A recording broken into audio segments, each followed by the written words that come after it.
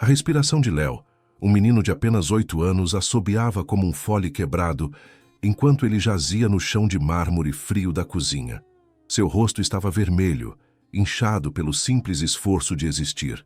Ele pesava quase o dobro do que uma criança da sua idade deveria pesar, preso em uma armadura de carne que o sufocava lentamente, transformando cada movimento em uma tortura particular.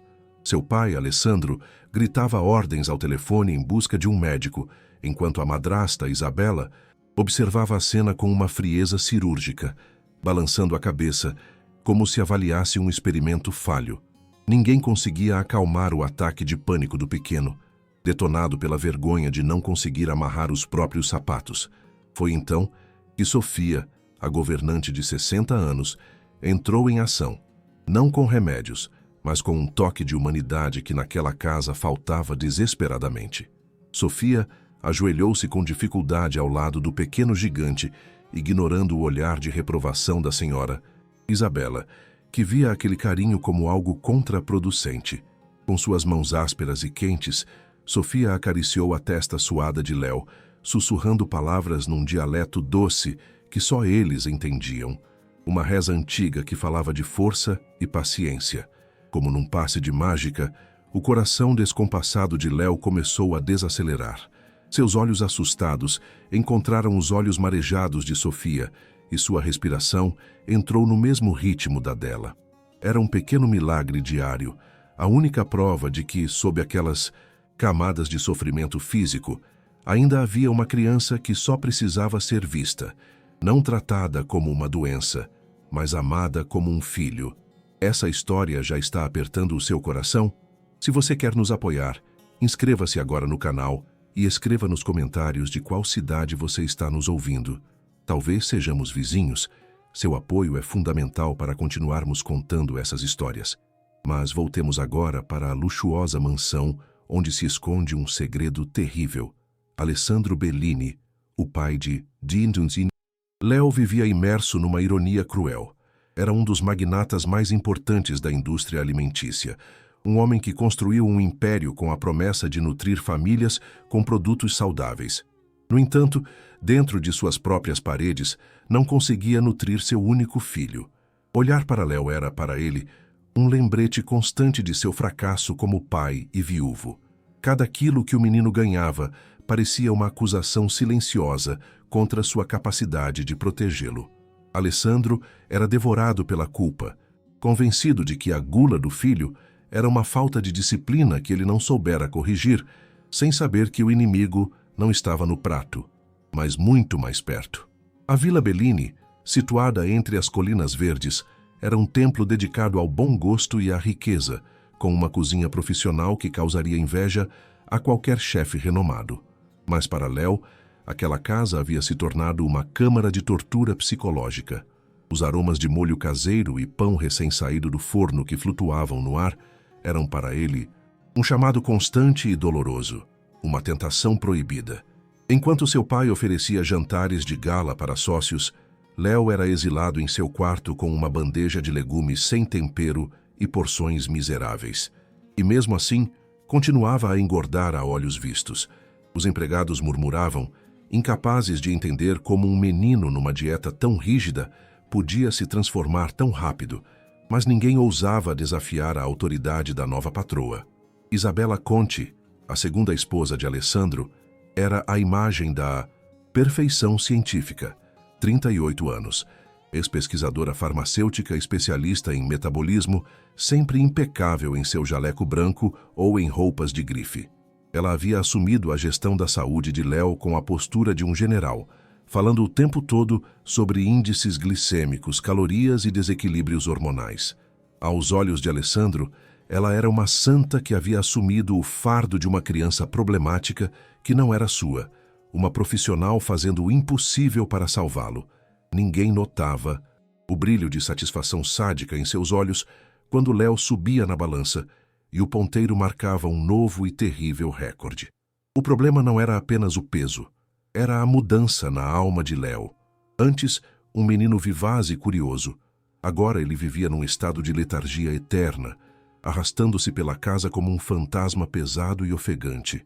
Adormecia no meio da tarde, exausto sem ter feito nada, e acordava com uma fome química, raivosa, que o fazia chorar se não fosse saciada.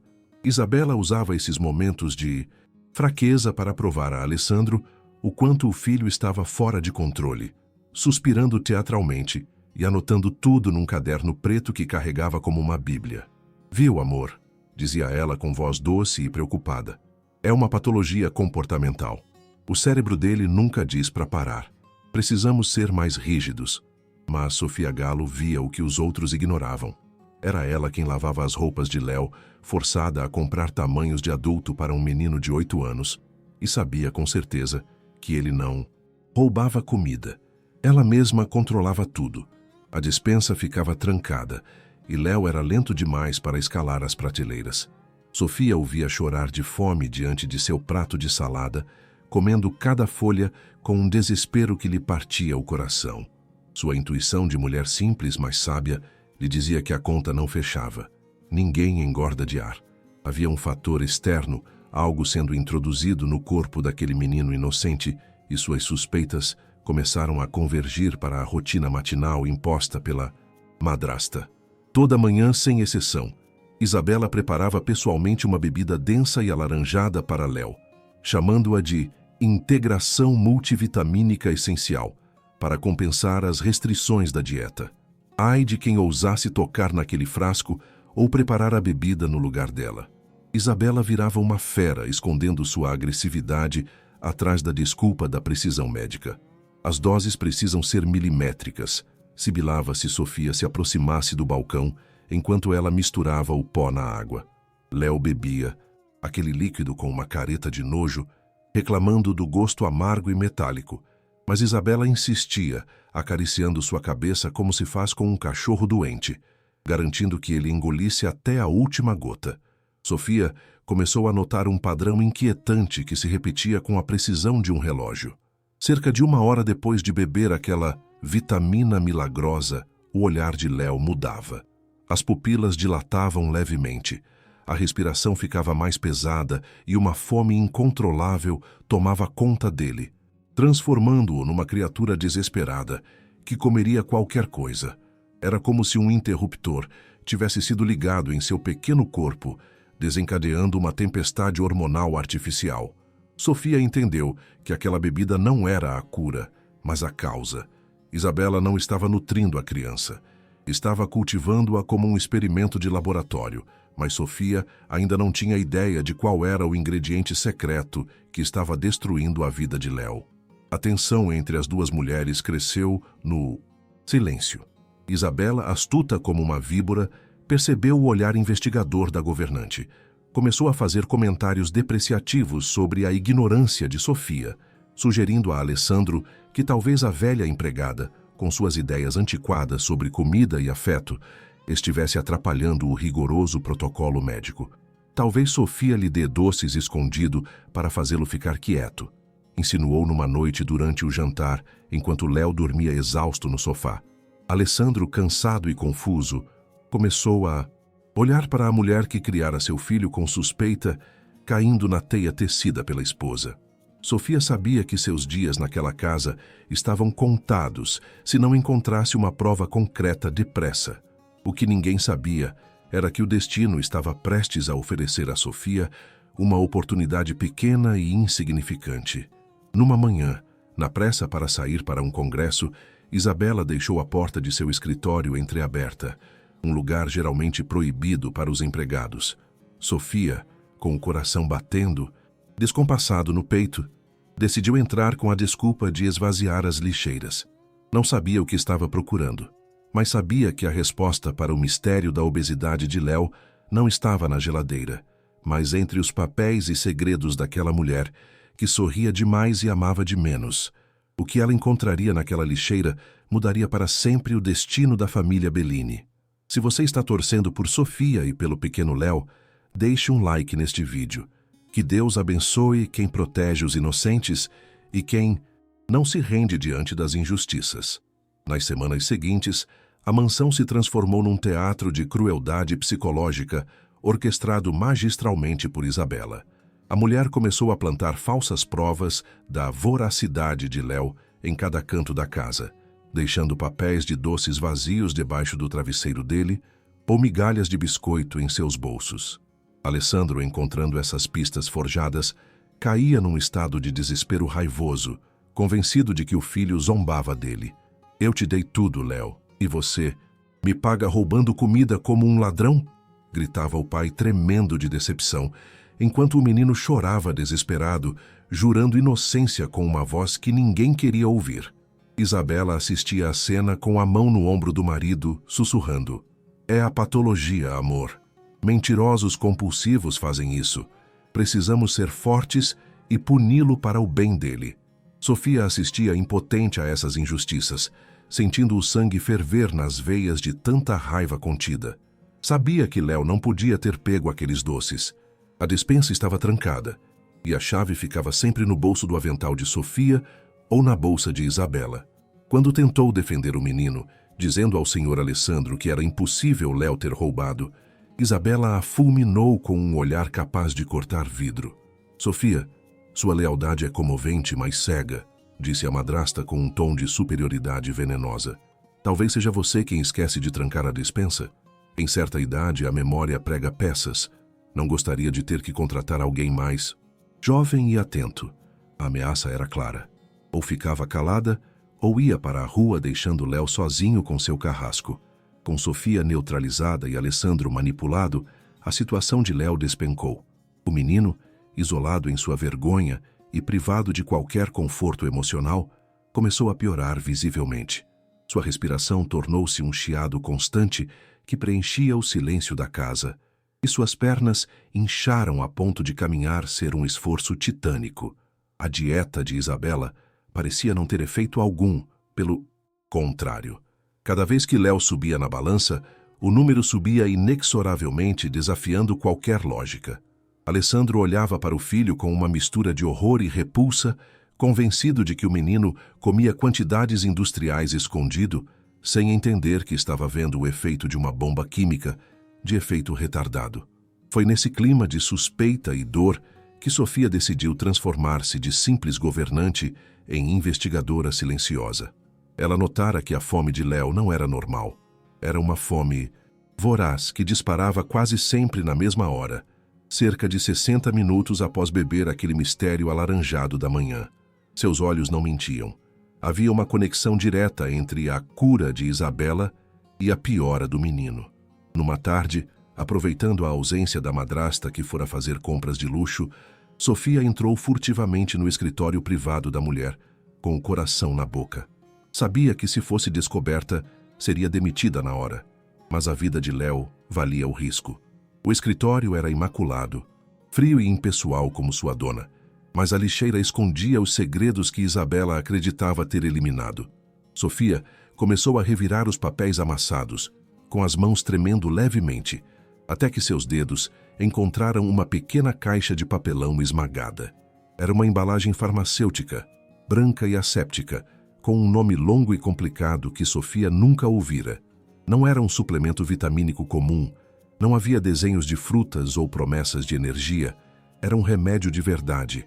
Sofia sacou o celular do bolso do avental e tirou rapidamente uma foto da caixa e da bula amassada que estava ali perto, antes de colocar tudo no lugar exatamente como havia encontrado.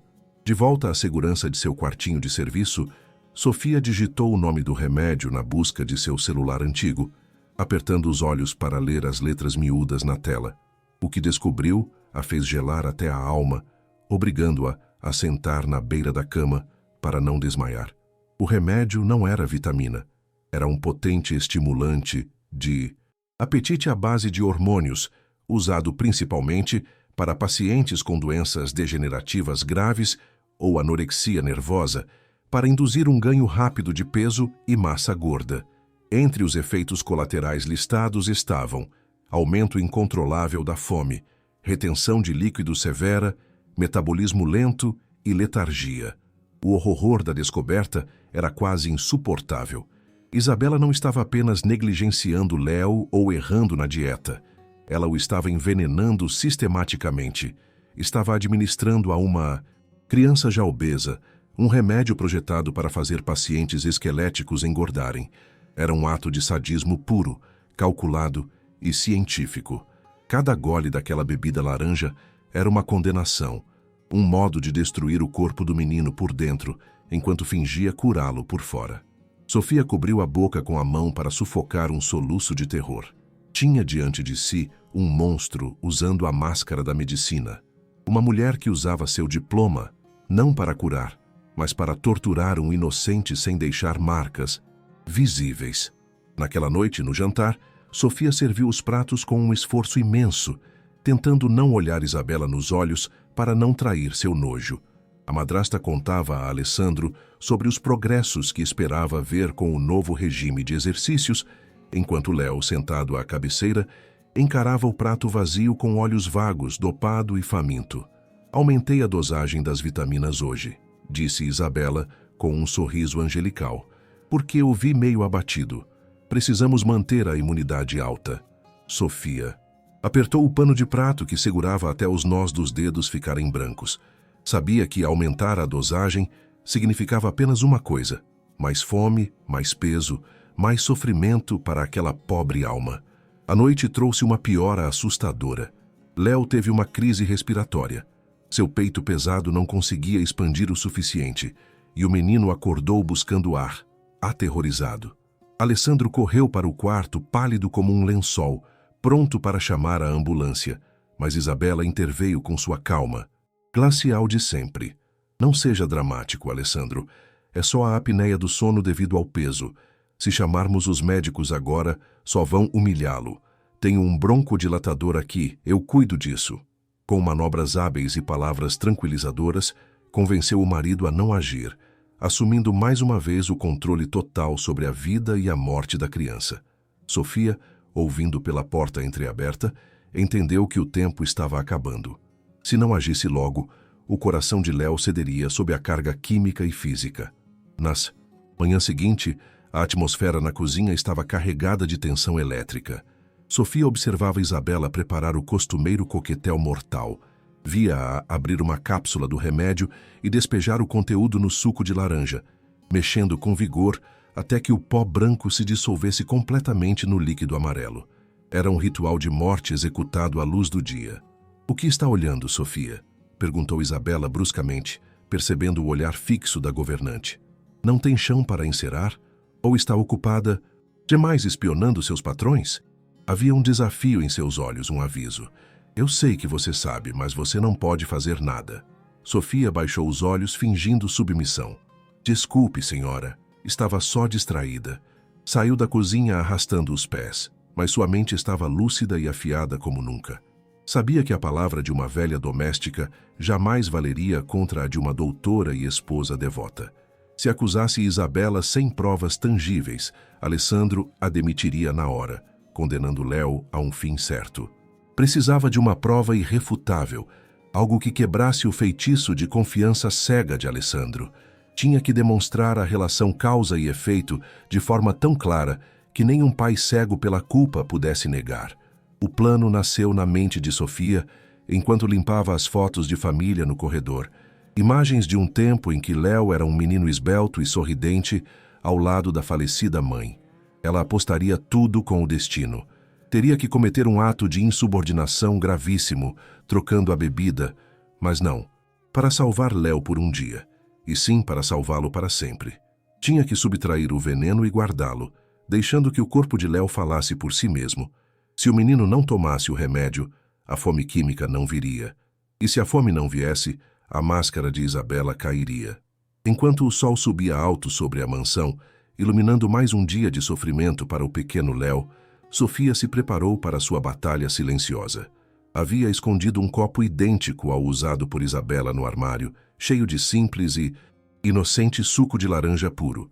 Sabia que havia uma janela de apenas 30 segundos entre o momento em que Isabela terminava de preparar a bebida e o momento em que ia acordar Léo.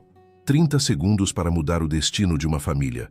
30 segundos para arriscar tudo. Suas mãos suavam, mas seu coração estava firme. A justiça estava prestes a ser servida, fria, num copo de cristal. A cena final deste ato viu Sofia postada atrás da porta da cozinha, imóvel como uma estátua, esperando o ruído dos saltos de Isabela se afastando em direção à escada. O veneno estava no balcão, brilhante e letal. O destino de Léo estava naquele líquido. Sofia respirou fundo, rezando para a mãe de Léo que a olhasse do céu, e se preparou para dar o passo decisivo rumo à verdade. Não havia mais espaço para o medo, só havia espaço para a ação. A guerra pela salvação de Léo havia começado.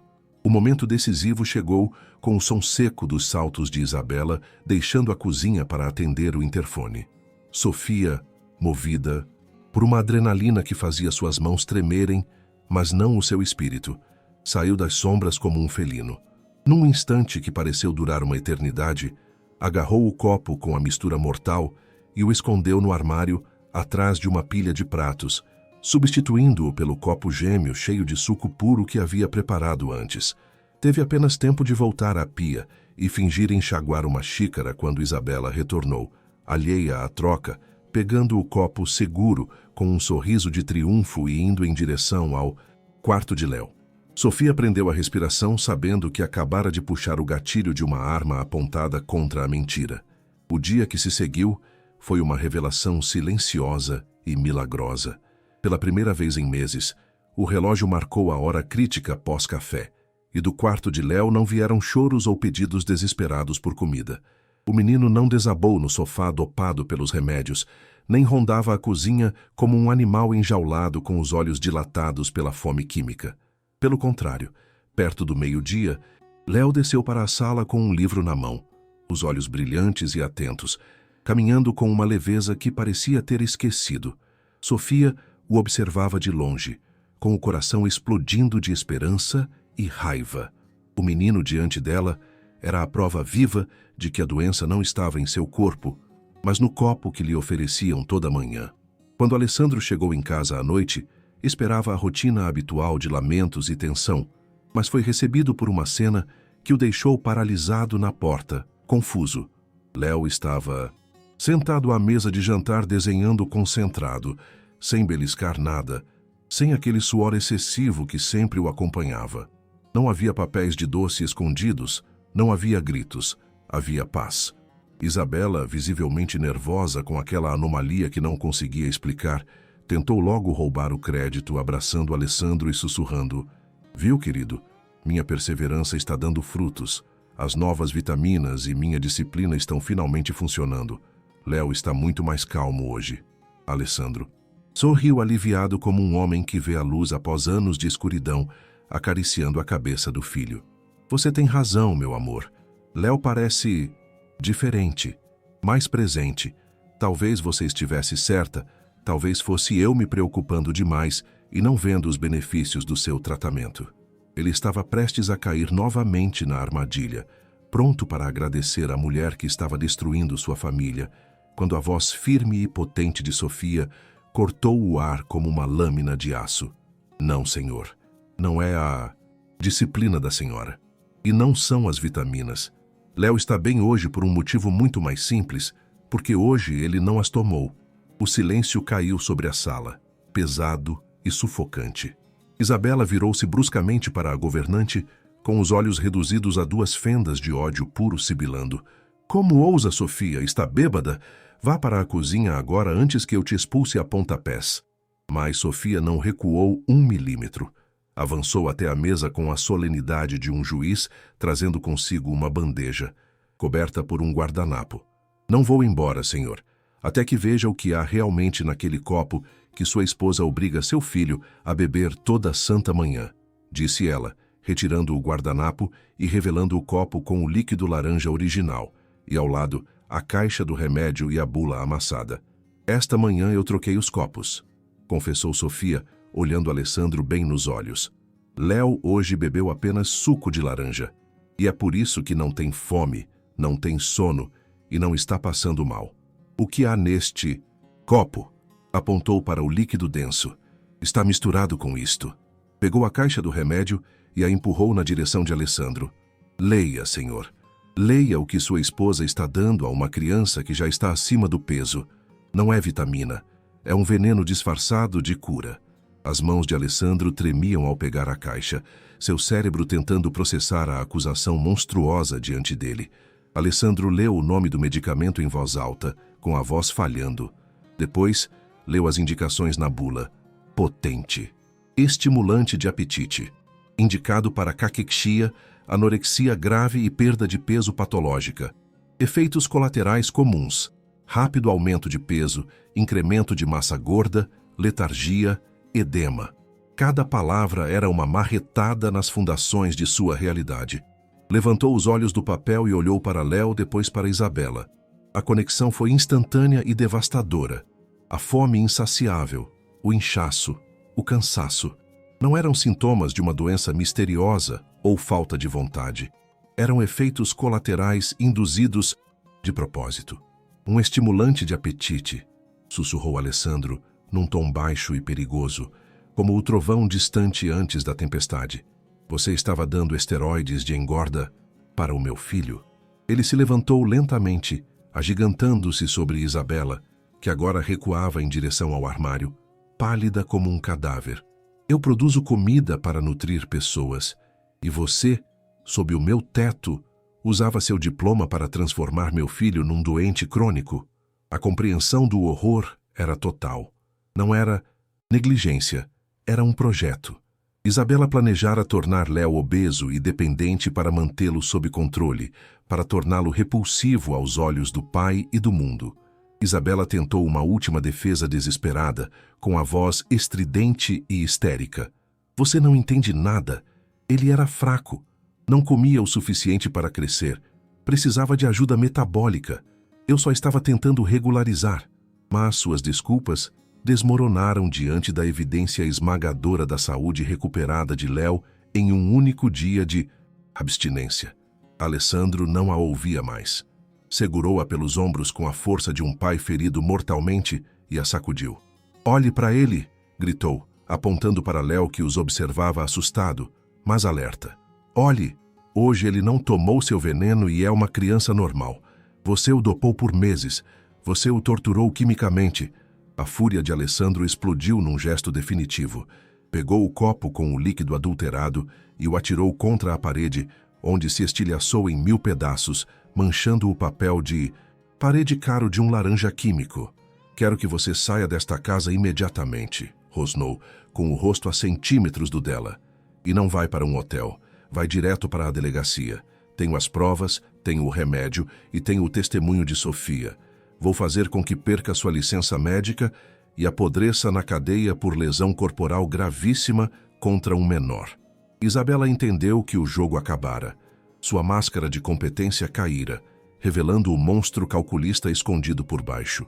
Enquanto Alessandro ligava para a polícia com mãos trêmulas mas decididas, Isabela tentou fugir para a porta, mas Sofia se colocou em seu caminho, bloqueando a saída com uma força inesperada.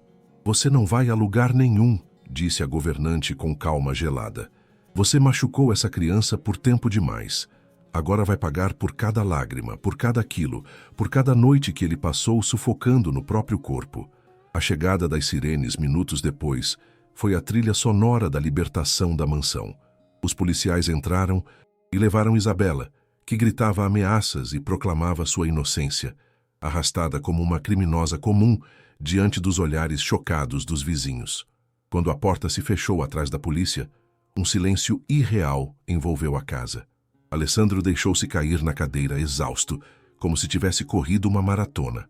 Olhou para Léo, depois para Sofia, que permanecia de pé ao lado da mesa, cansada, mas orgulhosa. Sinto muito, murmurou Alessandro, cobrindo o rosto com as mãos.